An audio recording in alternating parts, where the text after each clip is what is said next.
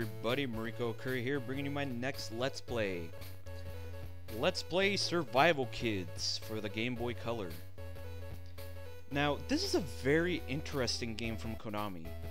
Konami, basically very known for their Contra and Castlevania series, has really done something really special with this game. I don't know what it is, but I really like this game. And it's a very obscure game that not a lot of people know about. Nor do they know their, basically, I guess, not really sub-series, but spin-off series. Or not really spin-off series. Basically a series that's been branded into a new name, that's basically this game. But I will get into more detail about that later in this Let's Play. But yeah, this game is a very underrated, obscure game, cause I don't know why a lot of people don't know about this game. I was rummaging through a bunch of Konami games listed in website, and I found this game in those archives, and I didn't know what it was. So I looked it up, and the only thing I know about this game was just its title screen, and I was like, that's enough for me, I'll just check it out right now. And I played it for a little while, and for all I've seen so far, it's actually pretty fun, and pretty innovative, I guess. I don't know if any other games like this were made at that time, at the time it was released, but it's a really fun game. But instead of me just talking about it, why don't we just actually play it? So let's get started. So we're gonna start a new game, and they give us a choice of choosing our hero. It can either be a boy or a girl. Now, there's not a major impact on your choice, but there is a little minor change depending on which character you choose. The boy or the girl. That won't be shown until far later in the game. So right now we don't need to worry about that. But we do need to worry about who we're going to play as. Since I actually enjoy a female protagonist more than a male protagonist since it's been done to death, let's go with the girl. Next, we have to input our name. Since I like putting my own characters into the spin of things, as I've said in my FAQ video, I'm going to be putting in not G, H, O, N, I, which is basically abbreviated for the 4-character only box for Honika.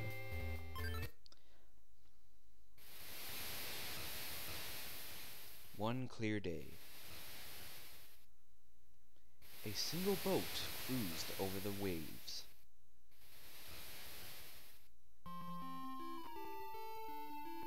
A father and his child were the only crew. Wait, so who's steering the ship? The trip was to mark the child's 10th birthday.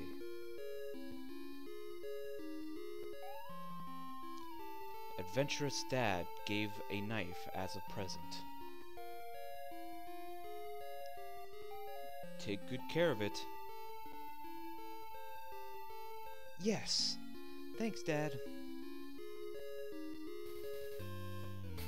That night, the waves started to swell. A big wave suddenly struck the boat. Dad! The boat sank without a trace. So it's safe to say that we're in the Bermuda Triangle. And then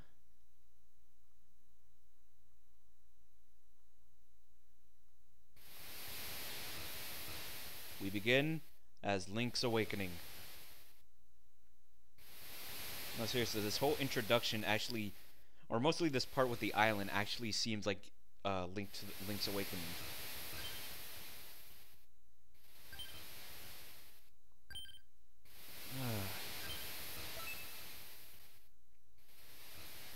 Where am I? Oh, it's gone. is everyone? Where's Dad? What could Dad be doing? Worrying about him won't help me anyway right now. Got to do what I can for myself. Yeah. First I'll check this place out. And now we gain control of our character. As you can see on the bottom screen, we have basically some numbers. Math? What is that? Anyways, as you can see, we have a health meter, which right now we're pretty good at 100%. Our hunger meter, which is at 70%, which basically depends on how hungry your character is. This game, if you haven't guessed by now, is a survival game. Basically, you have to live off on the island and all the resources it has so far. And with that, you need to keep your character alive. Right now, our hunger is at 70, so she's not really that hungry right now. We have our water meter, which is basically our thirst. Depending on how much water she's drank so far, it will depend on the meter. Right now, it's at 70%, so she's pretty good with her thirst. But we can fix that when we get to that point. Right now I can't really explain since I need a couple of items to explain a bit further. We also have our fatigue meter. That basically is at 50 right now and is to tell us how tired she is. Seeing as you're on an island and you have to work hard just to keep yourself alive, you're obviously going to be tired at some point. So this meter is to tell us how tired she'll be depending on how much work we do. You can also check that on your menu by checking on the side, which also tells you how many days you spent on the island so far. It also tells you your character's name. We also have our items, which we can't select right now because we don't have any items.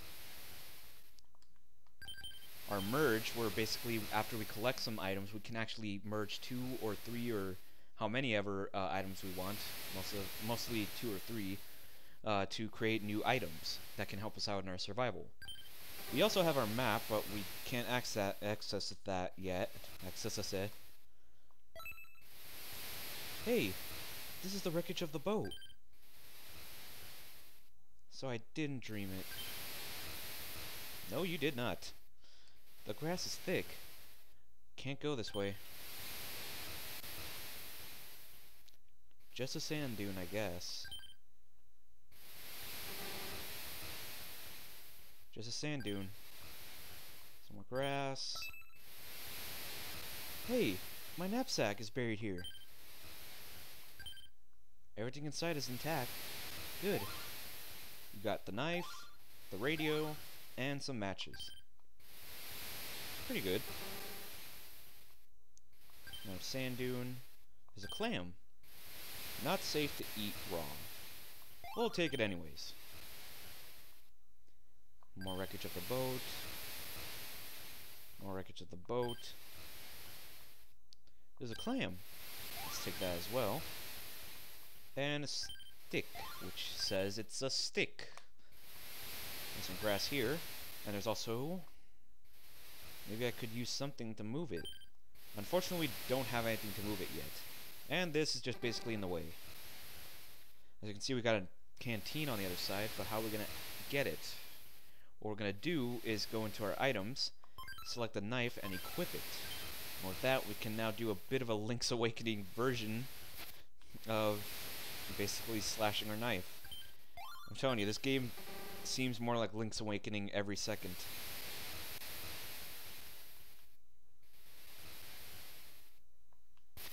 Nothing in there.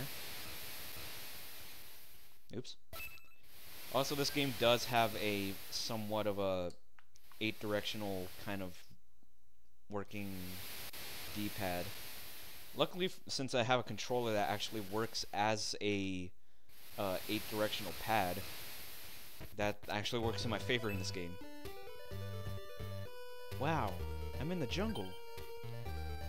Wild. There are trees everywhere. I wonder if there are any people around here. No sense thinking about that now. I should go. There's some sharp grass.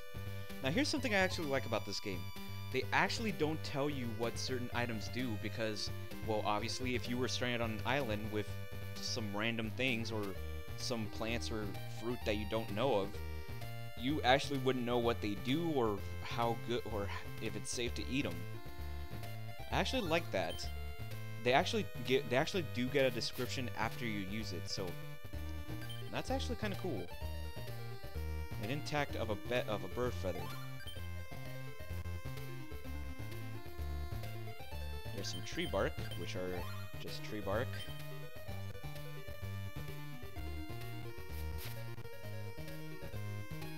Some colored mushrooms. Let's take for now.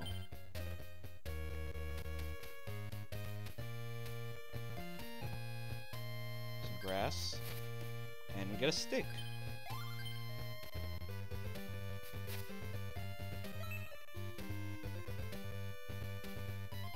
Oh, there's a hut. Maybe there's someone inside. Nobody home? Hello? Anybody here? I'll take a look inside. Knock knock. Definitely nobody home. I'm tired. I should sleep here tonight. I'll look for people tomorrow. That looks like a good place to sleep. And then it automatically gives us our menu. Now the thing is that when you're out in the field, you actually have a different menu. Out in the field, you only get the merge, map, and items choices. In here, you actually get the rest, sleep, and you actually get your save choice here. Basically how save, sleep, and rest work is that rest, it allows you to sleep a little bit, so it doesn't end your day completely. It just only somewhat speeds up time. So basically, if you were to choose to rest during the morning, it would pretty much be either the afternoon or nighttime by then. Sleep ends your day completely, which automatically makes you start a new day. And save is basically our save choice, which we'll do tomorrow, I guess. So what we're gonna do is sleep. And that is our first day of survival. Second dawn. Got a good night's rest. I should go out now. I'll go back and search some more. My stomach's rumbling. I'll look for something to eat along the way. As you can see, our menu shows that she's half-bit tired, half-bit. She's 50% hungry. I was trying to say half.